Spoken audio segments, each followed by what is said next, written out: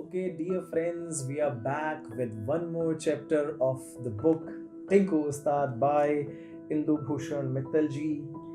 And इस chapter में हम लोग बात करेंगे साइंस डे की। तो इंदु, आपने इतने साल स्कूल में पढ़ाया है, इतने सारे बच्चों को, मैं तो कहूँगा हजारों बच्चों को पढ़ाया है। तो स्कूल्स में साइंस डे की क्या सिग्निफिकेंस होती है? What is so interesting about that day?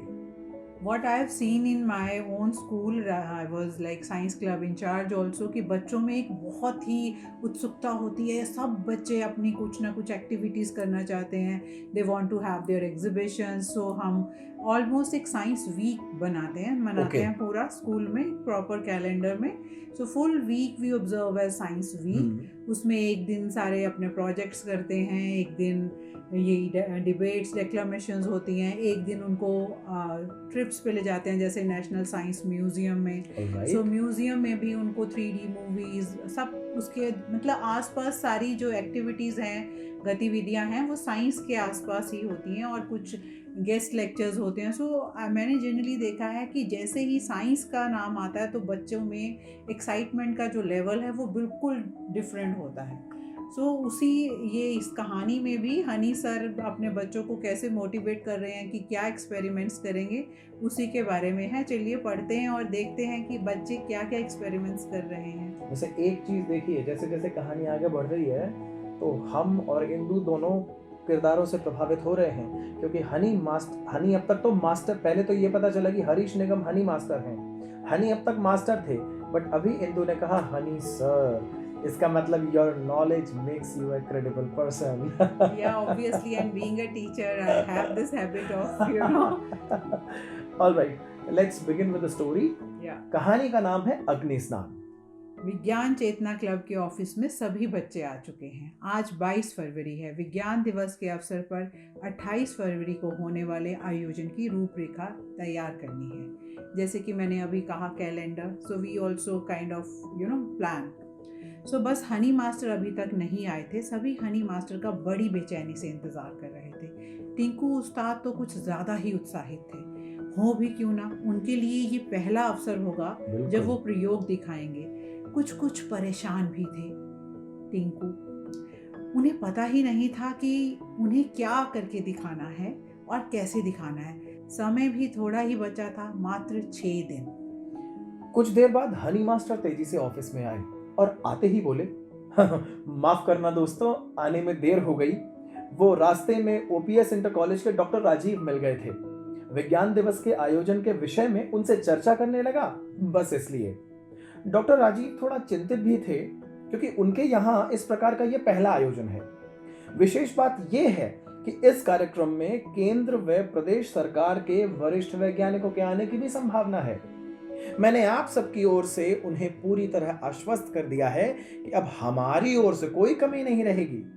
अच्छा दोस्तों, अब बताइए, आप लोग कौन कौन से प्रयोग करके दिखाएंगे? मैं तो रसायन विज्ञान वाले प्रयोग दिखाऊंगी, पिंकी ने उत्साहित होते हुए बोला। क्या तुम सभी प्रयोग कर लोगी? शंकित होते हुए नाजिमा ने पूछा। हनी ने बीच में ही टोकते हुए कहा। नाजिमा बहन, उसे ऐसे हतोत्साहित मत करो। पिंकी सरल वाले प्रयोग कर लेगी और बाकी तुम कर लेना, क्यों? ठीक है ना? हाँ हाँ ठीक है, पिंकी और नाजिमा ने खुश होते हुए कहा। सामग्री देख लो और हाँ, अभ्यास भी कर लेना, कोई गलती ना हो, समझाते हुए हनी बोलता है। हनी मास्टर ने राहुल और नदीम को देखते हुए कहा, भौतिक विज्ञान संबंधी प्रयोग तो आप दोनों कर ही लेंगे, पर क्योंकि बाहर से वैज्ञानिकों के आने की पूरी संभावना है, इसीलिए तुम दोनों आज ही अपने उपकरणों को चेक भी कर लेना और हाँ, अभ्यास भी कर लो। और हाँ, एक बात का विशेष ध्यान रखना, और वो है प्रयोगों का स्पष्टीकरण। स्पष्टीकरण देते समय तुम्हारा ध्यान केवल अपने प्रयोग पर ही रहना चाहिए। भाषा भी इतनी सरल हो कि आम आदमी की समझ में आ सके। हम 2 दिन बाद आपके सामने पूर्वाभ्यास कर लेंगे, राहुल ने कहा। हाँ, ये ठीक रहेगा। साथ ही पिंकी और नाजिमा के प्रयोग भी देख लेंगे। टिंकू उस्ताद अपने दोस्तों के बीच होने वाले वार्तालाप को ध्यान से सुन रहे थे। सुनते सुनते उदास हो गए। उनका नाम तो किसी प्रयोग में था ही नहीं। आखिर रुआंसा होकर बोले, हनी भैया, मैं क्या करूँगा, मुझे भी तो कुछ बताओ। अरे हाँ, हम तो टिंकू उस्ताद को भूल ही गए, हनी ने मुस्कुराते हुए कहा। सभी बच्चों में सुबुगाहट होने लगी। टिंकू करेगा क्या, इसे कुछ आता ही नहीं। आता क्यों नहीं, दूध ही गर्म कर देगा जादू से, नदीम ने हंसते हुए कहा।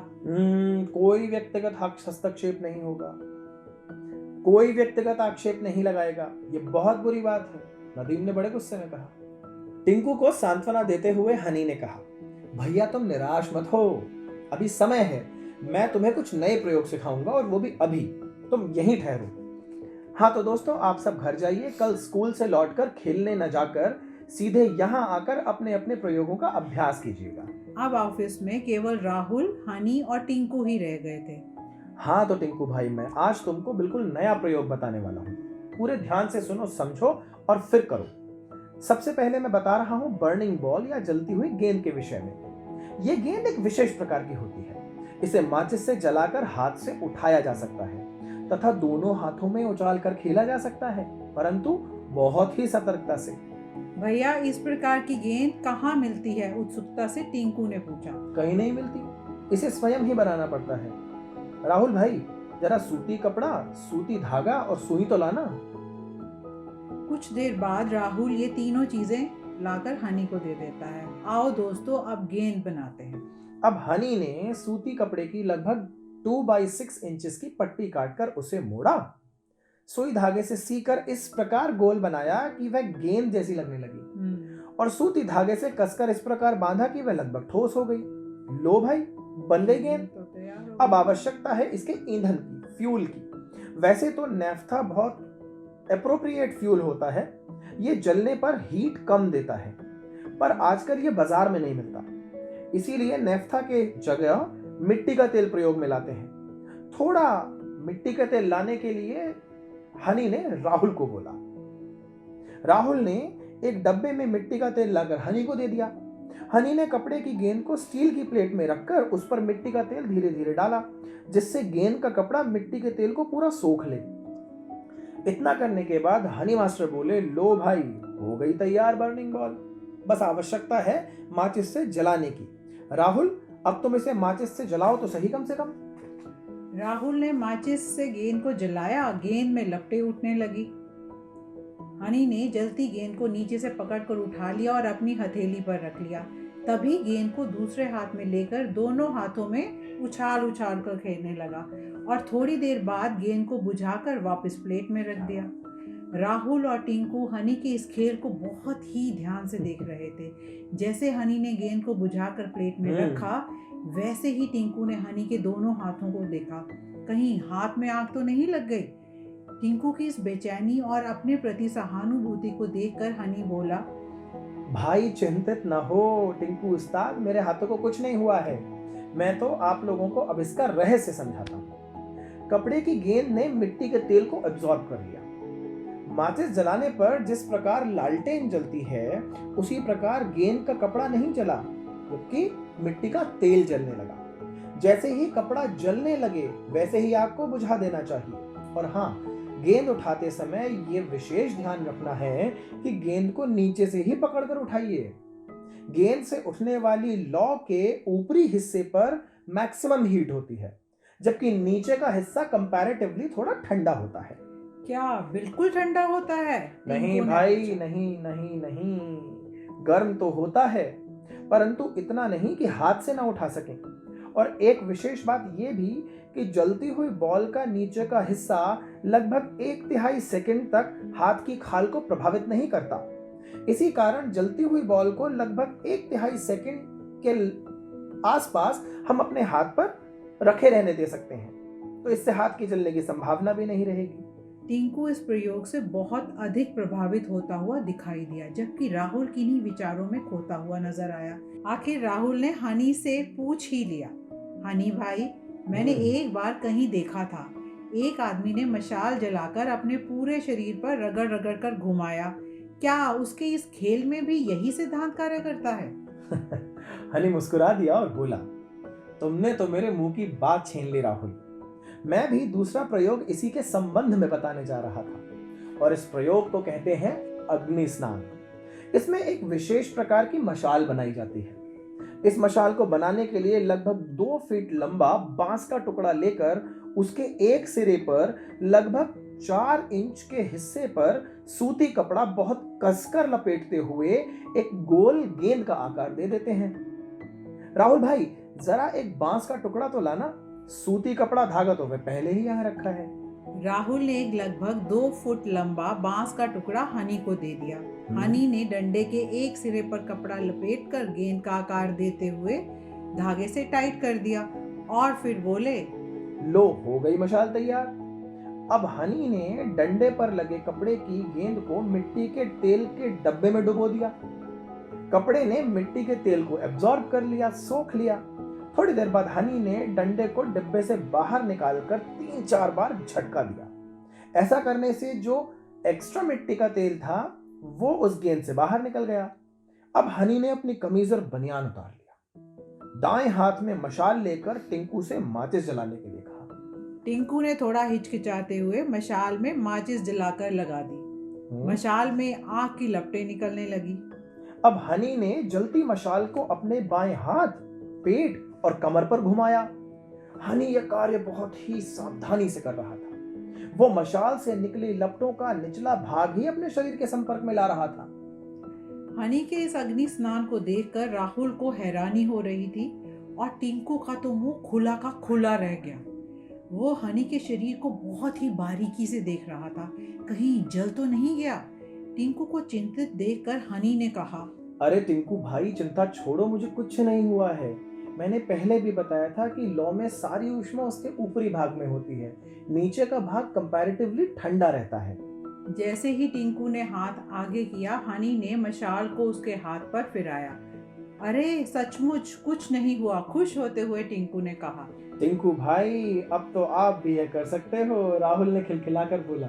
हाँ हाँ, क्यों नहीं, टिंकू ने उत्साहित होकर कहा। टिंकू भाई, तुम कर तो सब लोगे, परंतु यह आग का खेल है। इसमें अभ्यास की बहुत आवश्यकता है। हमारे पास इतना समय नहीं है कि तुम अच्छा अभ्यास कर सको। राहुल की बात में लॉजिक था। हनी मास्टर ने राहुल की हाँ में हाँ मिलाते हुए कहा, टिंकू भाई, राहुल ठीक ही कह रहे हैं। इस बार इसे रहने देते हैं। किसी आगे आने वाले कार्यक्रम में कर लेंगे इस प्रयोग को। फिर मैं क्या करूं, झुंझलाते हुए टिंकू उस्ताद बोले। अरे अरे, तुम तो नाराज हो गए। नाराज मत हो, मैं तुम्हें कुछ नए प्रयोग सिखाऊंगा जो क्लब के अन्य सदस्यों के लिए भी नए होंगे। टिंकू खुश हो गया। हनी राहुल और टिंकू उस्ताद को वायुमंडलीय दाब के सिद्धांत पर कार्य करने वाले कुछ प्रयोग सिखाने लगा। लगभग 2 घंटे बाद टिंकू उस्ताद और हनी मास्टर अपने अपने घर चले गए। तो हमारी कहानी यहीं समाप्त हुई। So basically what we have tried to see here कि life में we have to bring science in our daily life. What we need, actually we've learned from this book that science has to be brought in children's daily life. छोटी छोटी चीज़ें, जैसे कि मैंने छोटे बच्चों को सारी ज़िंदगी पढ़ाया है और मैंने देखा है कि इवेपोरेशन, कंडेंसेशन जैसी ये चीज़ें हर रोज़ होती हैं। अगर आप अपना टिफ़िन बॉक्स खोलते हैं, मम्मी ने सुबह गरम गरम पराठे पैक किए, जब बच्चा टिफ़िन ब्रेक में अपना डिब्बा खोलता है तो उसमें वाटर वेपर्स होते हैं। So I used to ask, why do you have these vapours? So it's very important to take their whether they observe these things or they just go unnoticed. सर्दियों में हमारी कार की जो wind screen होती है उसके ऊपर हम जैसे जैसे चलते हैं और हमने अंदर हीटर जलाया हुआ होता है तो उस पे मिस्ट जमा होनी शुरू हो जाती है। उसका भी यही कारण होता है। हैं। और फिर इवन बाथरूम में जब आप गर्म पानी से नहाते हैं तो आप देखते हैं पूरे शीशे पर एक धुंध जैसा जम गया है। तो ये चीज़ें हमारी प्रिंसिपल भी यही कहती थी कि बच्चों को आप ये ऑब्जर्व करने, मतलब ये क्वेश्चन करते हो कि why is it happening, why things happen all around us all the time, there is science happening. So do we ask them those questions where they are made to think क्यों, वजह क्या है इन सब चीज़ों के हमारे आसपास होने की? ये बहुत बहुत ज़रूरी है। और यही कोशिश की है ऑथर ने इस पूरी कहानी टिंकू उस्ताद के थ्रू बताने की कि विज्ञान हमें सोचने के लिए बाध्य करता है। जब हम सोचते हैं कि आखिर जो चीज़ हुई, जो घटना हुई, वो क्यों हुई, और फिर हम उससे एक कदम आगे बढ़ते हैं ये जानने के लिए कि ये कैसे हुआ, तो टिंकू उस्ताद इस पूरी कहानी में बहुत बड़े बड़े कॉन्सेप्ट्स, चाहे वो फोटोसिंथेसिस हो, चाहे वो कंडेंसेशन हो, चाहे वो साइंटिस्ट के बारे में, साइंटिस्ट्स के बारे में जानने की इच्छा हो। नोबेल प्राइज हम ये भी पूछ सकते हैं क्यों नोबेल प्राइज मिलता है, who are the people you know who deserve these Nobel prize. So बच्चों के अंदर ये सारी क्यूरियोसिटी पैदा करना भी हमारा एज टीचर्स बहुत बड़ा एक फर्ज बनता है। और बच्चों को ये भी जानना चाहिए कि why Nobel prize is Nobel prize, why Nobel has been named, I mean ये जो नाम दिया गया है नोबेल, ये कहाँ से आया है, उसके पीछे की ये क्या कहानी है। ये भी एक बहुत इंटरेस्टिंग कहानी है। पर फिलहाल अभी के लिए हमारी इस कहानी का एक और पड़ाव पूरा हो गया है और फिर से हम इंतजार करेंगे कि आपको ये कहानी कैसी लगी। और बच्चों के आपके लिए आपके कमेंट्स डिसाइड करेंगे कि हम इसको आगे बढ़ाएं कि नहीं। हम जानना चाहते हैं कि अब तक की कहानी आपको कैसी लग रही है।